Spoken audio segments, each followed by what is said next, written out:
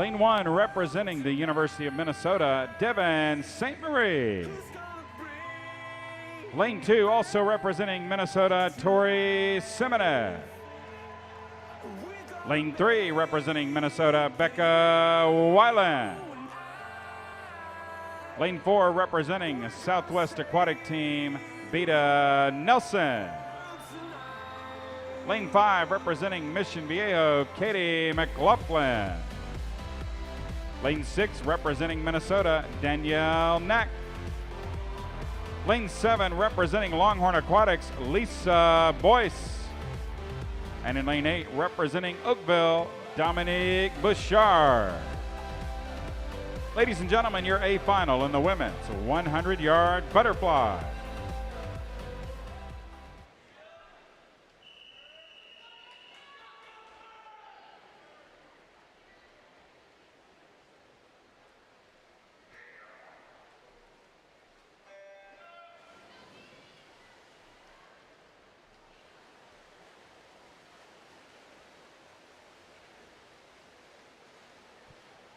So two youngsters lead our qualifiers with Beata Nelson going 52.13 and Katie McLaughlin going 52.81. And Beata Nelson of Southwest looks very good here as she punches through the first 50, rocketing through at 23.69. Ladies and gentlemen, she is cooking. Get behind her and let her hear ya.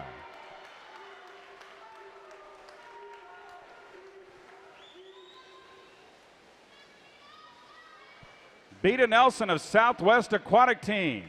Big kick out there. Nelson looks great, ladies and gentlemen. Massive swim for Nelson. Wow, 51.08 by Beata Nelson. And looking at the national age group records, Nelson, 16 years of age. The national age group record, 51.78. Held by Katie McLaughlin there in lane 5. Beata Nelson crushing the national age group record.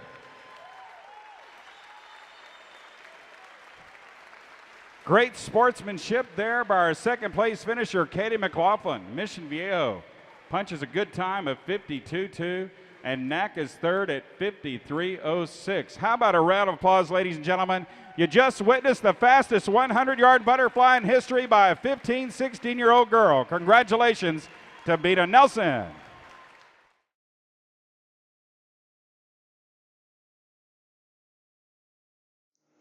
Beata has had many accomplishments since she started swimming at the early age of 6.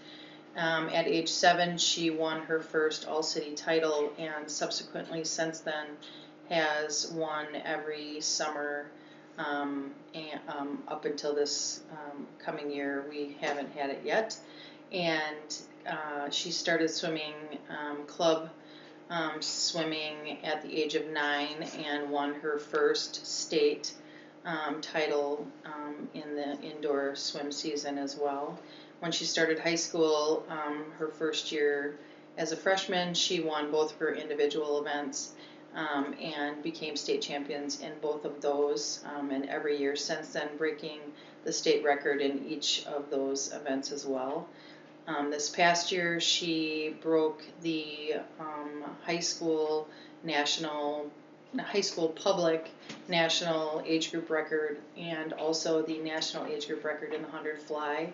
And also this past November we went to the Minneapolis Grand Prix, and that's actually where she reset the national age group record, winning some Grand Prix events up there against some big name swimmers.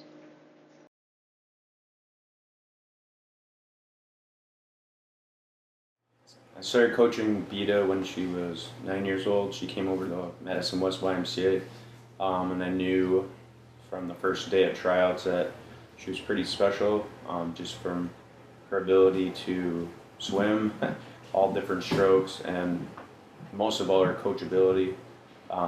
She's very coachable in terms of being able to change technique, listen to race strategies, things like that. She's also a very special racer and competitor. She's very determined. She can take a lot of pain and is really driven when she races. She's always sets herself apart, especially coming off of like turns and doing the small stuff better than her competitors. And she's willing to really push herself beyond what most people are capable of in order to achieve her goals. As all older and younger sisters are, didn't really get along for a little bit. Even drew on a Hillary Duff poster one time. It was pretty intense, but her and swimming kind of mellowed her out. It was very nice. And then when she started winning things, it could go to little kids' heads like, oh, I'm the big winner, like I'm so much better than you are, but it never really happened with her. And I don't know, it was nice growing up. It wasn't really like a big battle over who was better, who sucked more, because she did sometimes. But I'm the older sister, so obviously I'm a little bit better. Not swimming though. She kind of takes the medal with that one. Literally, if there are like 90 medals, she takes it. But, yeah, it was all good. When I was really young, I started swimming and thought of it as like a fun activity to do with my friends, because a lot of my friends swam, and my dad was a swimmer when he was young, so he got us introduced to the sport.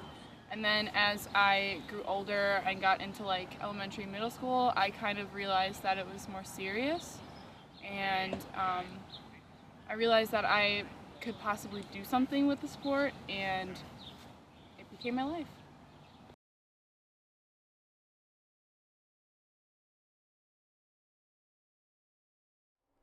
This is the Speedo Performance of the Week for Tuesday, November 18th, 2014, brought to you by Speedo Fit. If you haven't heard of the name Beata Nelson by now, you definitely need to get caught up, because this young lady is now the fastest high school swimmer in history in the 100-yard butterfly. Swimming at the Wisconsin High School Division I Championships last week, Nelson put down a 51.70 in the 100 fly, breaking Katie McLaughlin's national high school record by 0.08 of a second. Nelson was out in a very quick 24/7 and held on for the record. Now, as exciting as the time is, what's more interesting is that Nelson is just a high school junior, so she'll have another opportunity to swim faster. Nelson has been quietly making a name for herself in the short course pool, swimming in multiple finals at the NCSA Junior National Championships. She's also a strong long course swimmer, but it's her underwater work that helped her make history last weekend. So congratulations, Beata. You've won the Speedo Performance of the Week. I'm Jeff Cummings. Thanks for watching.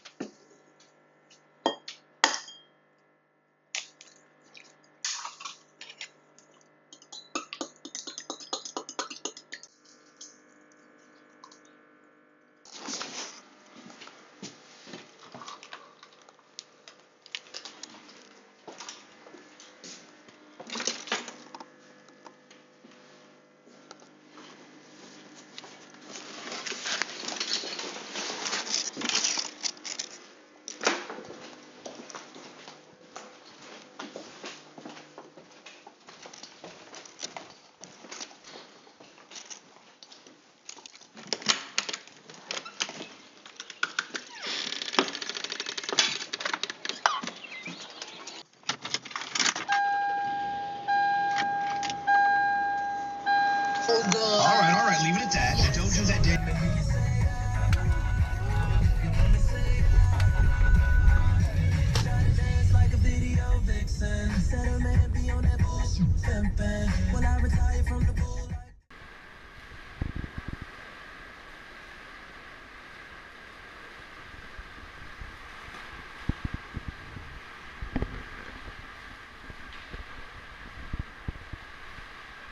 I think what set Beata apart pretty early on, she started out in actually the sport of gymnastics and had an injury in that, and we changed. She made the decision to change sports at that point, but she learned how to be very dedicated and how to eat right and how much hard work had to be put into a sport in order to achieve the things that she wanted to. She didn't ever go to practice and give 50%. She always gave 110% when she went to any practice, and she always just kind of had a different focus than anybody else. Any young, kids that I've seen, I think she really has goals and is striving to achieve those.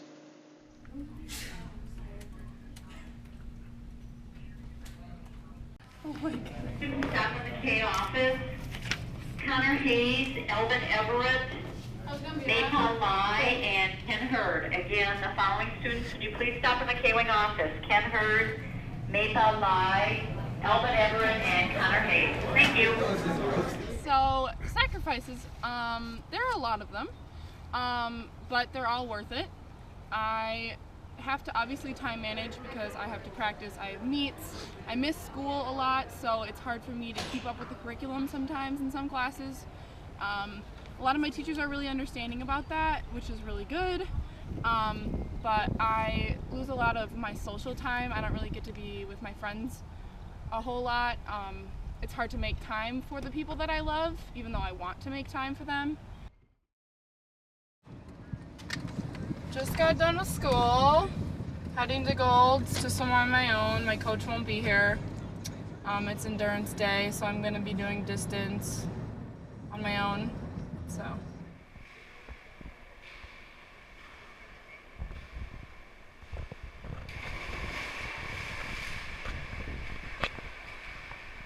Some sacrifices we've had to make is the giving up any kind of social life, period. You don't get to do anything. You swim, you eat, you sleep, you go to school, you try to find time to do homework and maintain those good grades because there's a scale. It's not a scale, but it's like a little graph. You can pick swimming, school, and social life. So you have those three options. But you can only pick two. So there comes the real task. Beata has been able to manage somehow all three of those groups. How? I don't really know, but it's very hard. You don't get to hang out with your friends like everybody else does in high school.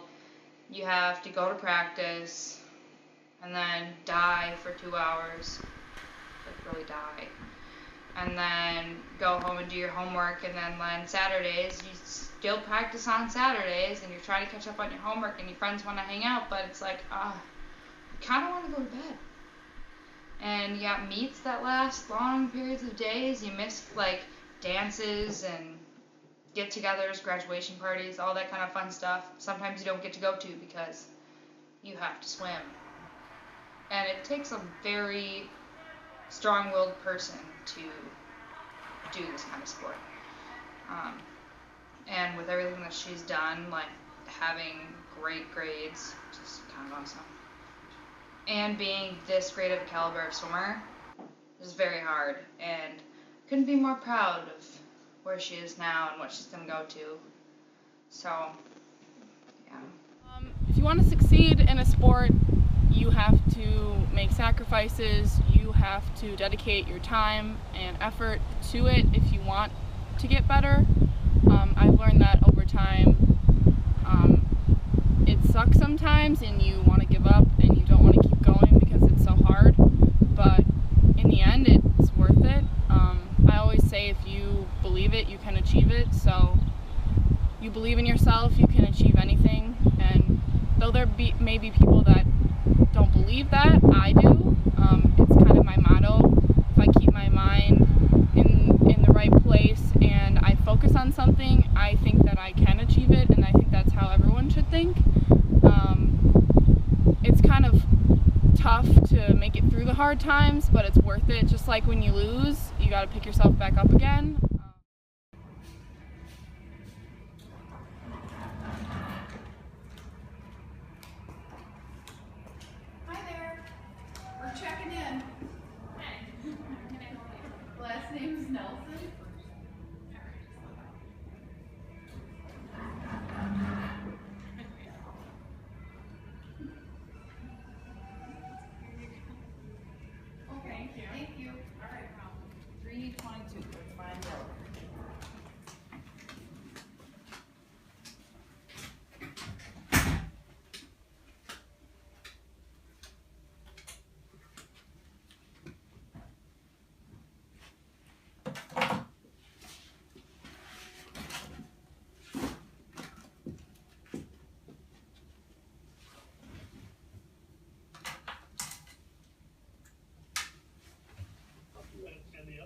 got, which Mike pointed out, was Brian Callahan.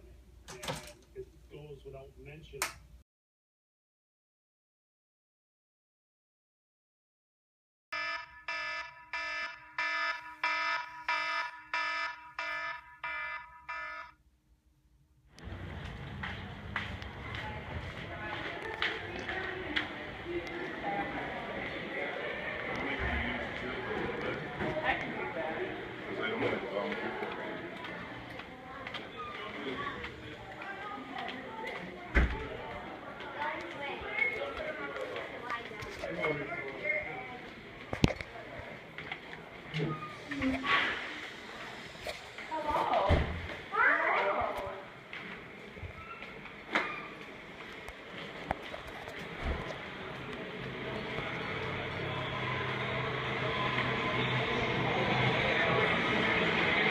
Now the heavyweights come in, including the much talked about Beata Nelson in lane 4. She'll be flanked by Rachel Reshamnina Jr. in lane 1. Allison Pierce, a senior from Waukees in lane 2. Corinne Van Lanen's a senior from Pulaski. She was the runner-up last year with the 9th best time ever in the state, but it was second to Nelson, who's the defending champ, the state record. Megan Doty of Arrowhead's in lane 5. Samantha Siebenauer of Germantown's in lane 6. She's a junior. Emily Bollendorf's a sophomore from Racine Case, and Victoria Lynn from Middleton, a junior's in lane 8. Nelson, just a junior, you think's got a shot at a national mark here? I think she does. This is an amazingly talented field. Van Lanen from Pulaski won this race 2 years ago. Doty and Siebenauer had great splits on that medley, but let's see what Nelson can do. She is a great short course swimmer because her walls are really unparalleled in the state. And let's see what she can do coming off this first wall. She's last to pop up. We're going to watch her split pretty closely. Doty really trying to hang on with her in lane 5, but this is Nelson in that distinctive red suit that she wears for this big meet. She's out in 24:08. Pretty solid time. Nelson's record, the state record is 52:06. The national mark is 51.78. Nelson's making the push off the last wall. I think she's got this race in hand. Doty just trying to hang with her. But this is Nelson all the way, and we'll be watching the clock pretty soon. We'll see if she can get to the wall, and I think she's got a national record. 51.70. And no one's quite like Miss Nelson when it comes to the state meet, and you can see a big smile and really even some tears from the junior, just shaking her head in disbelief. This is a remarkable accomplishment by this junior. I'm not sure we've ever seen a swimmer of her caliber at this state meet. Catherine McLaughlin of Rancho Santa Margarita Catholic of Riverside, California, swam a 51.70 last year. That mark has fallen to Beata Nelson of Verona area, Mount Horeb, who goes 51.70. Megan Doty comes in second with the second or the third best time ever in this state. And it's well behind Nelson, and in third place is Corinne Van Lanen of Pulaski. But national history made. Beata's very similar now as she was as a young kid, but she's definitely matured a lot in how she approaches her training, and how she approaches her race preparation, how she gets herself ready during warm-up, even and how she concentrates on how we're going to execute a race. I think that's what separates her from other people, is her attention to detail.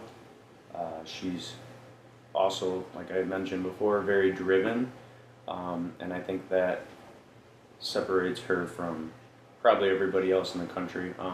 She's exceptional at underwater kicking, and not just her ability to kick underwater, but her streamlining, the power she uses on her push-offs when she comes off the wall, and the angle she's able to hold, and the lines that she's able to maintain in her underwaters through her breakouts. I consider her probably the best underwater kicker in the world, and I foresee her having a very, very bright and successful college swimming career. She's looking at swimming at one of the top schools in the country, from Stanford to Cal. Pretty much every school in the country wants her and has been contacting us, which has been fun. I think she'll do great in college. I think she'll be an NCAA champ across the board. I think she'll make whatever swim program she chooses to go to a better program because of her being on the team. I think she aspires to make the Olympics. I think that goal will come true for her. I can't wait to be a part of it, and I think she's awesome. I think she sets herself apart from people because she's always been a humble competitor. She's not one to be cocky. She has to be confident in order to do the sport and be successful at it, which I think she's been able to do, but still be honest and true to herself, and a really good competitor. And it's really nice to see somebody out there in a sport that, you know, when you hear, you know, how nice of a kid she is, that's a pretty proud thing as a parent. I think she definitely has a great shot of becoming an Olympic hopeful. She is an Olympic hopeful now, but an Olympian. We'll see if it happens in 2016 or 2020. But I think that she's going to continue to develop and become even better as she gets into a college program where she can focus on her training while going to school and work with some of the best coaches and athletes in the world. She has the opportunity, hopefully this summer, to qualify for the U.S. junior national team, where they would be competing in Singapore. They've contacted us about that, so that's really exciting. I think sky's the limit for her, and she has so much potential that it's really exciting to watch her grow up as a kid into the young lady she is now, and I'm really looking forward to seeing what she can do in the future. The 200 free, I don't know, when your sister jumped in, you guys were down by a ton, made close. In fact, I thought you guys had won it. Take me through that race. That race was huge. You know, my sister is really important to me, and this is, I don't want to cry, but this is, you know, an emotional time because there's seniors on our team, and, you know, swimming with my sister, and there were 2 freshmen on that relay, and, you know, we kind of came in with the mindset, like, we got to do what we can do, just the best that we can do, and it doesn't really matter how we do, but it was just a really good race. And then the backstroke, you know, you come in seated second. You know, if I would have told you you're going to go this time before the day, well, would you have believed it? I would have never believed you. Never, ever. When I looked up at that board, I didn't think it was my time. Honestly, I looked up there, I was like, did they screw up the times up there? Because I'm pretty sure I would never go 53, but it was one of the most amazing feelings of my life. You know, swimming against Kenzie Buss, who I've said this to like everybody, but she is an amazing, amazing athlete. And she has accomplished many things in her high school career that I would love to do, you know. And swimming next to her was a really big thing, and that really made me go the time that I went, because she pushed me.